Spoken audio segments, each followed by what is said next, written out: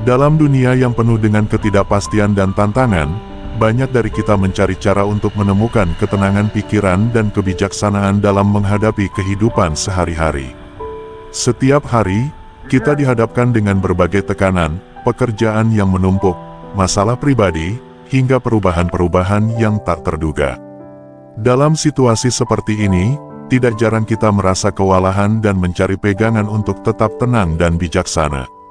Stoikisme, sebuah filosofi kuno yang berakar pada ajaran para filsuf Yunani seperti Zeno dari Citium, Seneca, Epictetus, dan Marcus Aurelius, menawarkan panduan yang mendalam dan praktis untuk mencapai ketenangan tersebut. Ajaran-ajaran mereka tidak hanya bersifat teoretis, tetapi juga aplikatif, dirancang untuk membantu kita mengatasi kesulitan dengan pikiran yang jernih dan hati yang tenang. Zeno, pendiri Stoikisme, mengajarkan bahwa kebahagiaan sejati diperoleh bukan dari hal-hal eksternal, tetapi dari kebajikan dan pengendalian diri.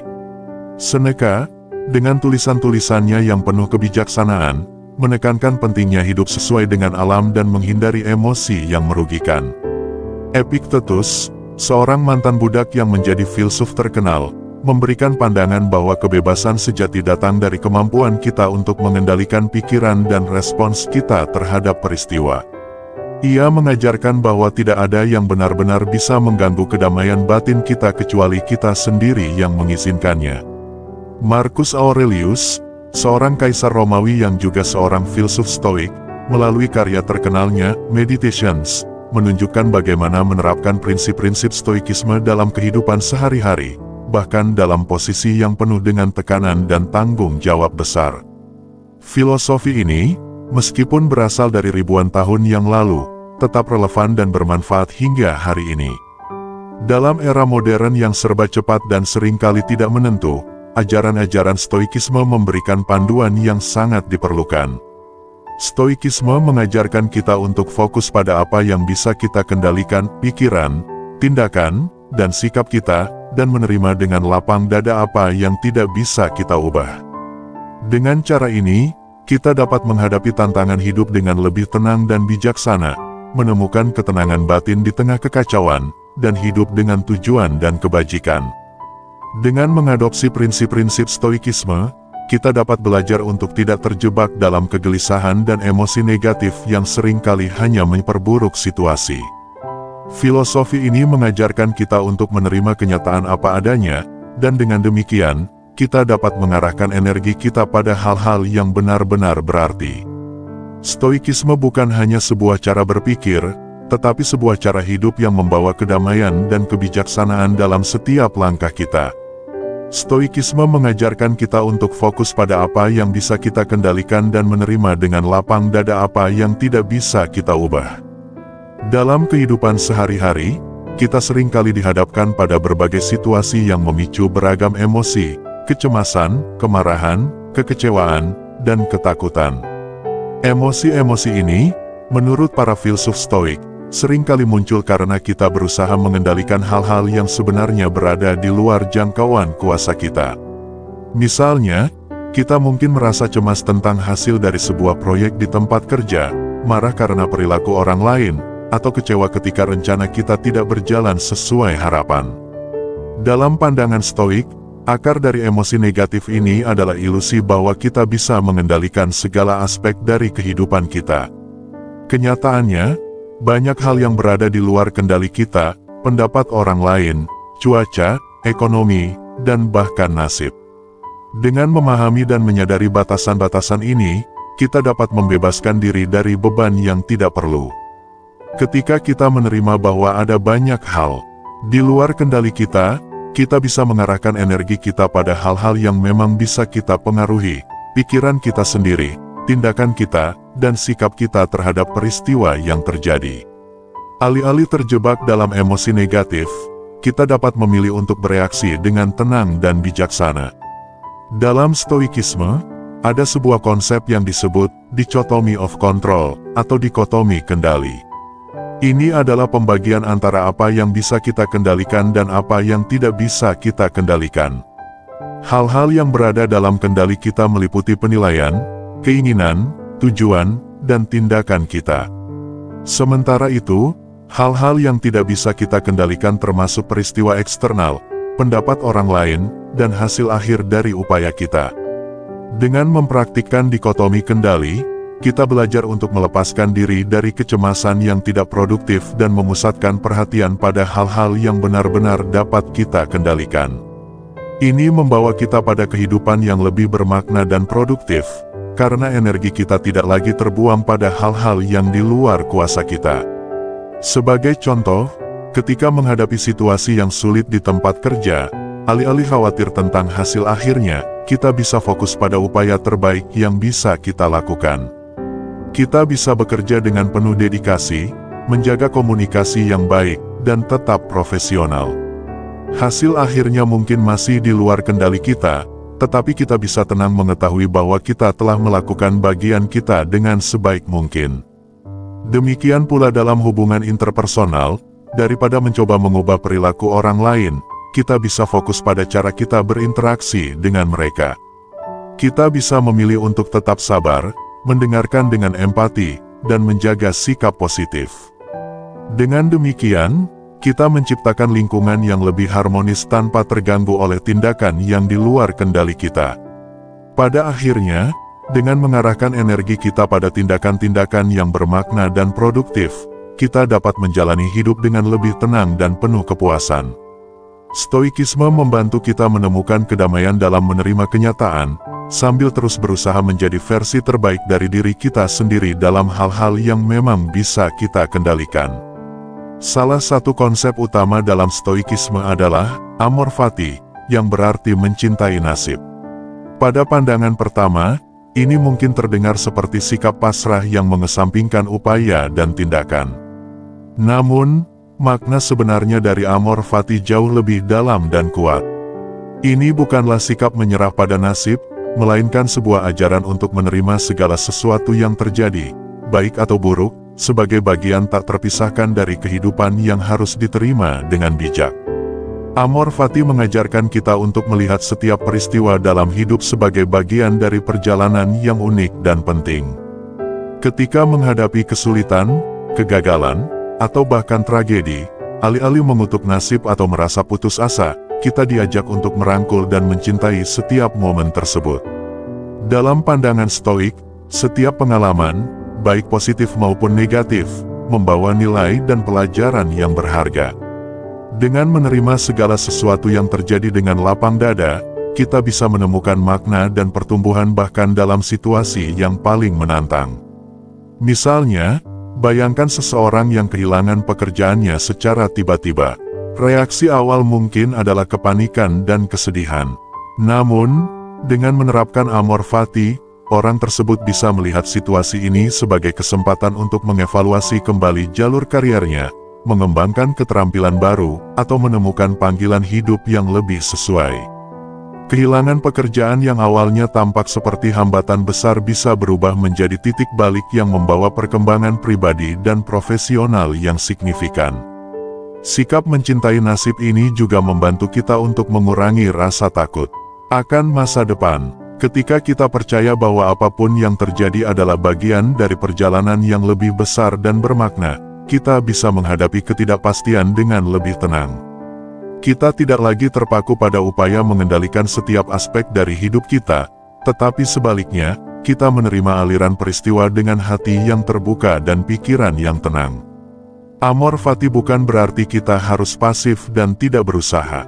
Sebaliknya, Stoikisme mendorong kita untuk berusaha sebaik mungkin dalam setiap situasi. Namun, setelah upaya maksimal dilakukan, kita diajarkan untuk melepaskan diri dari hasil akhir dan menerima apapun yang terjadi sebagai bagian dari takdir kita. Dengan cara ini, kita bisa mengurangi stres dan kecemasan yang seringkali datang dari ketidakpastian hasil. Selain itu, sikap ini membantu kita melihat tantangan sebagai kesempatan untuk belajar dan berkembang, bukan sebagai hambatan yang menghancurkan. Ketika kita dihadapkan pada masalah atau kesulitan, kita bisa bertanya pada diri sendiri, apa yang bisa saya pelajari dari ini? Bagaimana saya bisa menjadi lebih kuat atau lebih bijak melalui pengalaman ini? Dengan perspektif seperti ini, setiap rintangan menjadi peluang untuk memperbaiki diri dan tumbuh. Dalam kehidupan sehari-hari, menerapkan Amor Fati bisa berarti menerima dengan lapang dada hal-hal kecil yang tidak berjalan sesuai rencana, seperti cuaca yang buruk atau rencana yang gagal.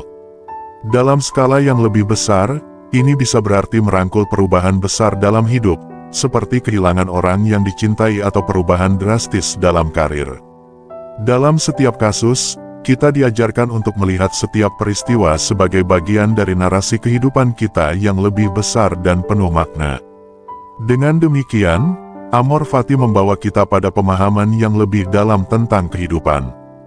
Ini membantu kita menjalani hidup dengan sikap yang lebih tenang, penuh syukur, dan bijaksana.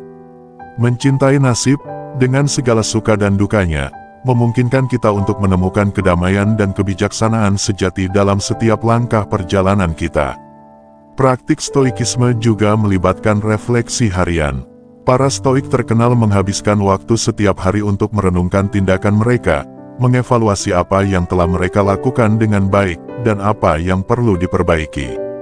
Dalam kehidupan yang seringkali penuh dengan kesibukan dan distraksi, meluangkan waktu untuk refleksi harian memberikan kesempatan berharga untuk melihat kembali langkah-langkah yang telah kita ambil dan menilai bagaimana kita bisa tumbuh dan berkembang.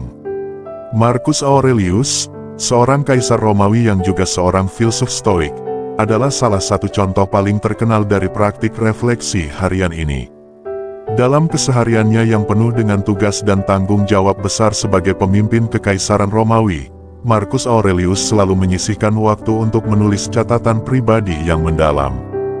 Buku catatan ini, yang kemudian dikenal sebagai Meditations, merupakan kumpulan pemikiran dan refleksi pribadinya tentang berbagai aspek kehidupan.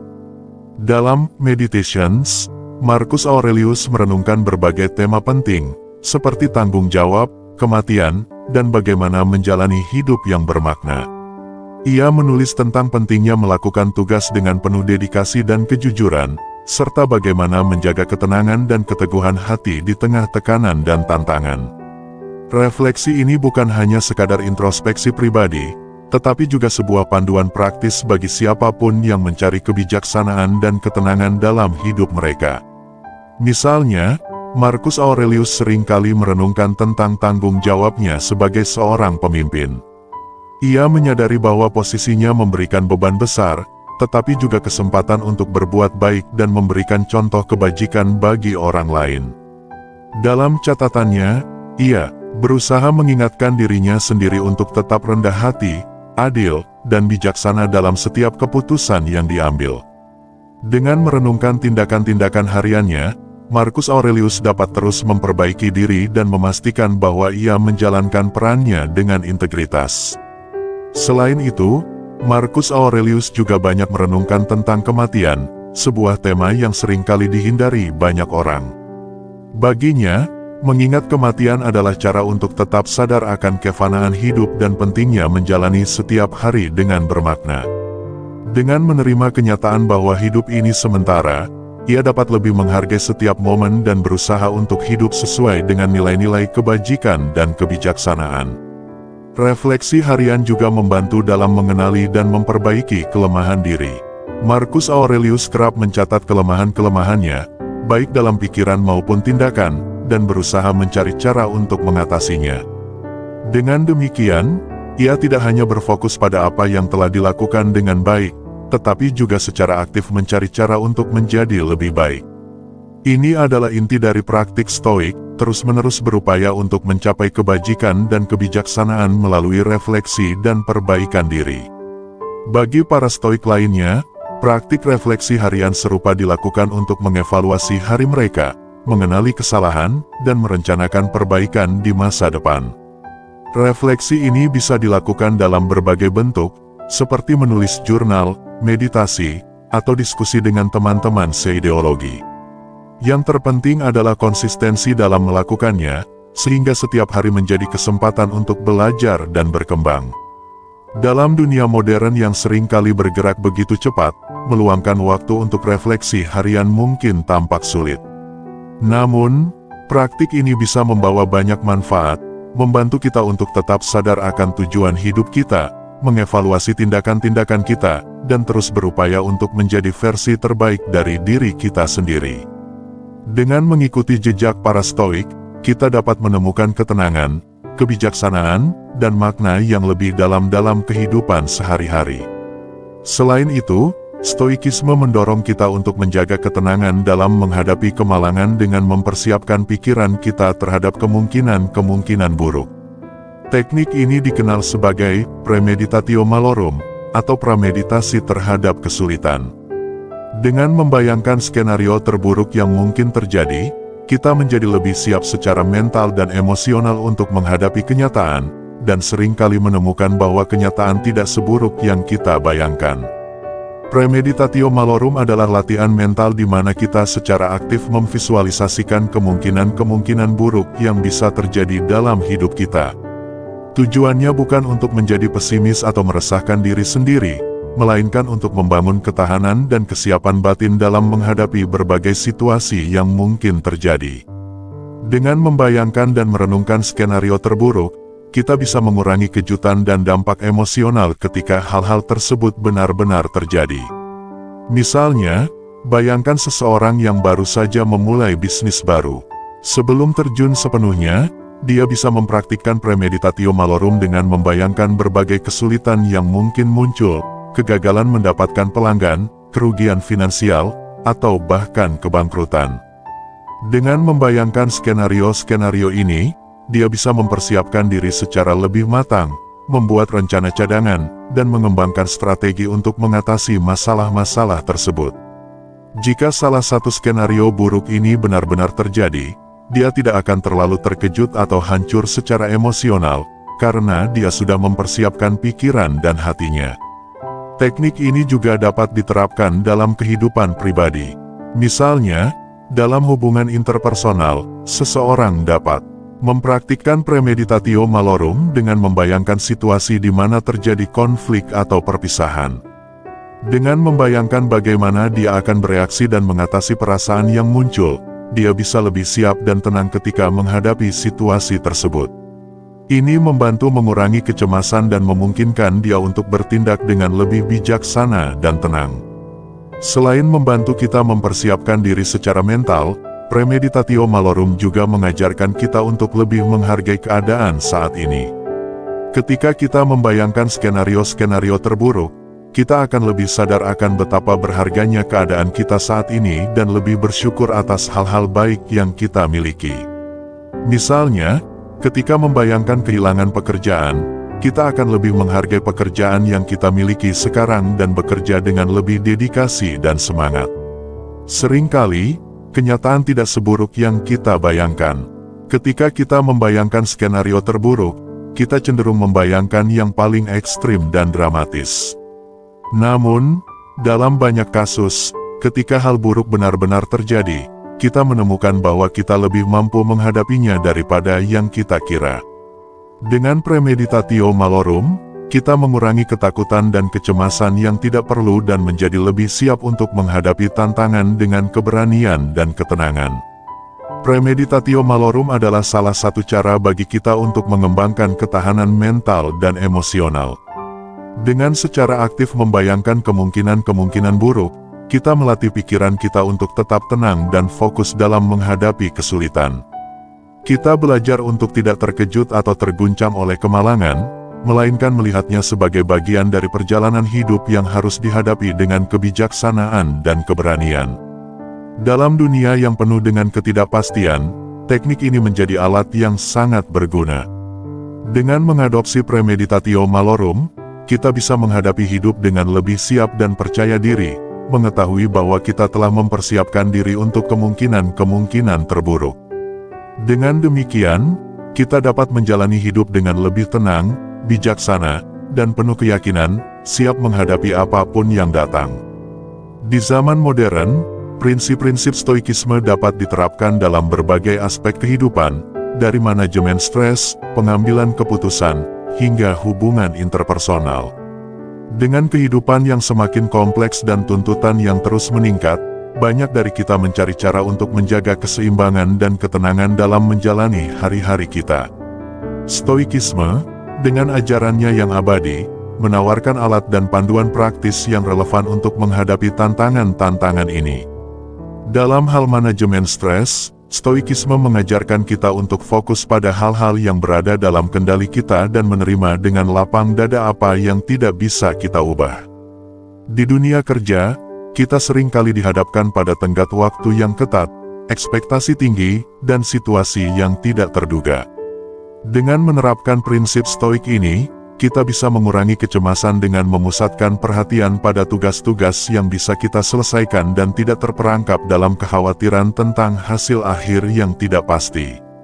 Misalnya, jika proyek yang kita kerjakan mengalami hambatan, kita bisa tetap tenang dengan mengingat bahwa yang bisa kita kendalikan adalah upaya dan kualitas kerja kita, bukan hasil akhirnya. Dalam pengambilan keputusan, Stoikisme menawarkan panduan untuk bertindak dengan bijaksana dan berpegang pada nilai-nilai kebajikan. Ketika dihadapkan pada pilihan sulit, kita bisa menggunakan prinsip stoik untuk menilai opsi-opsi yang ada berdasarkan kebajikan seperti keadilan, keberanian, dan kebijaksanaan. Misalnya, dalam situasi di mana kita harus memutuskan antara keuntungan pribadi dan kebaikan umum, ajaran stoik mendorong kita untuk memilih tindakan yang paling adil dan bermanfaat bagi banyak orang. Dengan demikian, keputusan yang kita ambil tidak hanya didasarkan pada keuntungan jangka pendek, tetapi juga pada integritas dan dampak jangka panjangnya. Dalam hubungan interpersonal, Stoikisme mengajarkan kita untuk bersikap sabar, empati, dan tidak terjebak dalam konflik sepele. Dalam interaksi sehari-hari, kita seringkali menghadapi perbedaan pendapat dan gesekan dengan orang lain. Dengan prinsip stoik, kita belajar untuk melihat perbedaan sebagai kesempatan untuk memahami perspektif lain dan tetap tenang dalam menghadapi konfrontasi. Kita diajak untuk fokus pada tanggapan kita sendiri, bukan pada perilaku orang lain, dan untuk berusaha memahami serta memaafkan. Misalnya, ketika berhadapan dengan kritik, kita bisa menerima umpan balik dengan terbuka tanpa defensif, melihatnya sebagai peluang untuk pertumbuhan pribadi. Dengan mempraktikkan stoikisme, kita belajar untuk hidup lebih tenang, bijaksana, dan berfokus pada hal-hal yang benar-benar penting. Filosofi ini membantu kita menyaring gangguan dan tekanan dari dunia luar, sehingga kita bisa lebih fokus pada tujuan hidup kita dan apa yang ingin kita capai. Kita diajak untuk tidak terjebak dalam hal-hal sepele yang bisa mengalihkan perhatian dan energi kita dari hal-hal yang benar-benar bermakna. Filosofi stoik mengajarkan kita untuk mengarahkan energi kita pada pencapaian kebajikan, keberanian, dan keadilan. Ini berarti kita berusaha untuk hidup dengan integritas dan berkontribusi positif kepada masyarakat. Dalam setiap tindakan, kita bisa bertanya pada diri sendiri apakah kita bertindak dengan kebajikan, apakah kita menunjukkan keberanian dalam menghadapi tantangan, dan apakah kita berlaku adil kepada orang lain. Dengan cara ini, kita membangun karakter yang kuat dan memiliki dampak positif dalam kehidupan kita sendiri dan kehidupan orang lain. Pada akhirnya, penerapan prinsip-prinsip stoikisme di zaman modern membawa kita pada kehidupan yang lebih bermakna dan seimbang. Dengan memfokuskan diri pada hal-hal yang bisa kita kendalikan, membuat keputusan berdasarkan kebajikan, dan menjaga hubungan interpersonal dengan sikap bijaksana, kita bisa menjalani hidup dengan tenang dan penuh kebijaksanaan. Stoikisme memberikan kita alat untuk menghadapi dunia yang penuh tantangan dengan ketenangan dan keberanian, mengarahkan energi kita pada hal-hal yang benar-benar penting dan berarti. Dalam kesimpulan, Stoikisme menawarkan alat yang kuat untuk menenangkan pikiran dan menjalani hidup yang lebih bermakna. Dengan memahami dan menerapkan ajaran-ajaran stoik, kita dapat menghadapi kehidupan dengan kepala dingin, hati yang lapang, dan pikiran yang jernih. Filosofi ini bukan hanya sekadar sekumpulan prinsip atau dogma, tetapi lebih merupakan panduan praktis untuk hidup yang bermakna dan penuh kebijaksanaan. Stoikisme mengajarkan bahwa kebahagiaan sejati tidak tergantung pada faktor eksternal seperti kekayaan, kekuasaan, atau ketenaran. Sebaliknya, kebahagiaan sejati berasal dari dalam diri kita sendiri, dari cara kita memandang dan merespons dunia di sekitar kita. Dengan memahami dan menerima prinsip-prinsip yang diajarkan oleh Stoikisme, kita dapat melatih diri untuk tetap tenang dan teguh di tengah berbagai situasi yang mungkin menimpa kita. Stoikisme mengajarkan kita untuk fokus pada hal-hal yang berada dalam kendali kita, seperti sikap kita terhadap peristiwa dan tindakan kita sendiri, sementara kita menerima dengan lapang dada hal-hal yang berada di luar kendali kita. Ini bukan berarti kita pasif atau acuh tak acuh terhadap dunia di sekitar kita, tetapi lebih pada pengakuan akan keterbatasan kita sebagai manusia dan kesadaran akan kekuatan yang sebenarnya kita miliki untuk merespons dengan bijaksana. Dalam praktik Stoikisme, kita diajarkan untuk melakukan refleksi harian, mempersiapkan diri untuk kemungkinan-kemungkinan buruk, dan menjaga ketenangan dalam menghadapi tantangan. Dengan demikian, kita tidak hanya belajar untuk bertahan di tengah badai kehidupan, tetapi juga untuk tumbuh dan berkembang menjadi individu yang lebih baik setiap hari. Filosofi ini menawarkan pandangan yang optimis tentang kehidupan, mengajarkan kita bahwa meskipun kita tidak bisa mengendalikan segala sesuatu yang terjadi, kita selalu memiliki kekuatan untuk memilih bagaimana kita meresponsnya. Stoikisme mengingatkan kita bahwa kebahagiaan sejati bukanlah hasil dari kekayaan materi atau keberhasilan dunia luar, tetapi lebih pada keadaan batin yang stabil dan sejahtera.